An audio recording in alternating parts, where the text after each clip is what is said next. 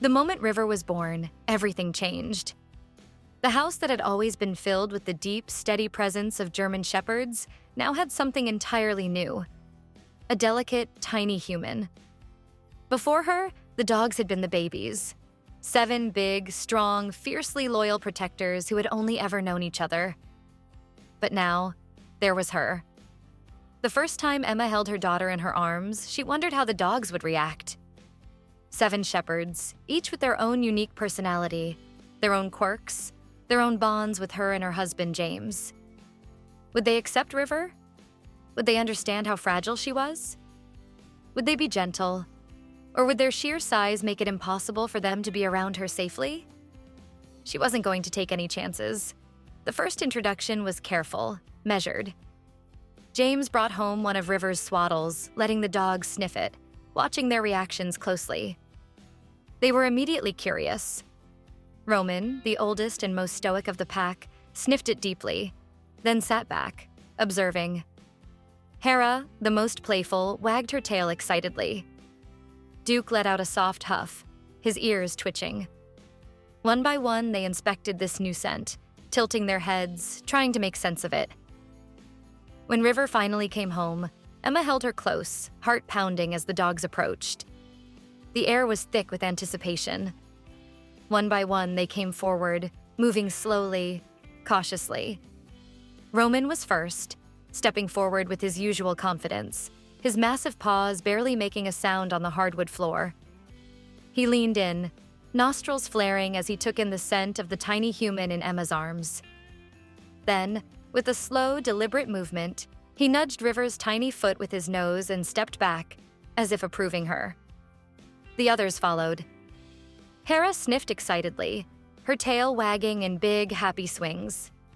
Duke was next, then Sasha, then the rest of the pack.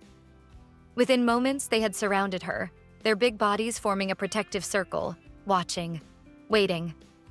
It was as if they just knew. River was one of them. From that moment on, she was never alone.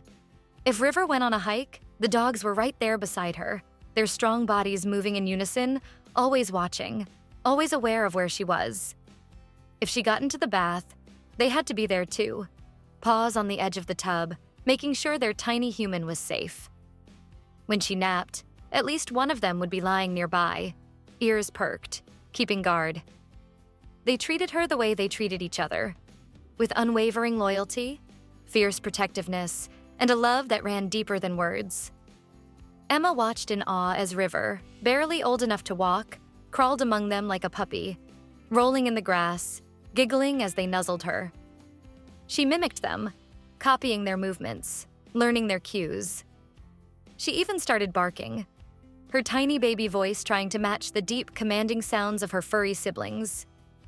It was the funniest, most heartwarming thing Emma had ever seen. River, quit! No, River, look at me. She laughed one afternoon as River, on all fours, attempted to drink from the dog's water bowl. But the little girl just giggled and kept going, convinced she was just another pup in the pack. As River grew, her bond with the dogs only deepened. She had a special way with them. Soft hands that knew just where to scratch, tiny fingers that gently fed them treats, a little voice that sang to them as they lay beside her. But out of all 7, one dog was different. Roman. Roman and River were inseparable.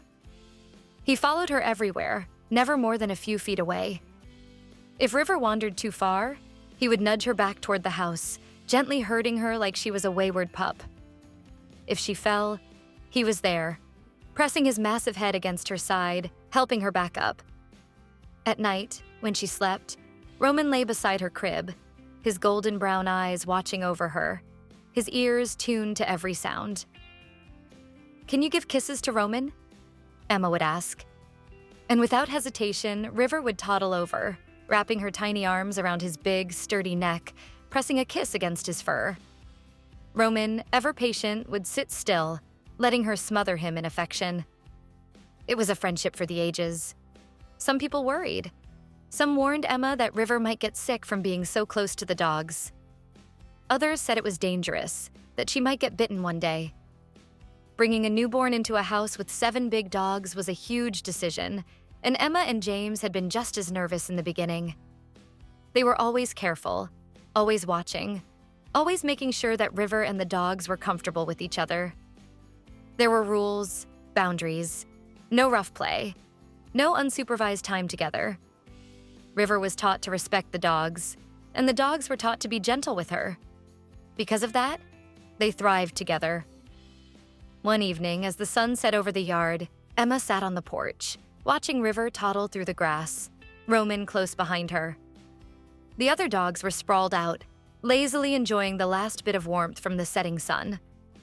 River laughed as Roman nudged her, her tiny hands grabbing fistfuls of his thick fur. This was the childhood Emma had dreamed of for her daughter, one filled with love, adventure, and the kind of friendships that couldn't be explained, only felt. Dogs, when given love, give it back tenfold. They are loyal in a way few things in this world are.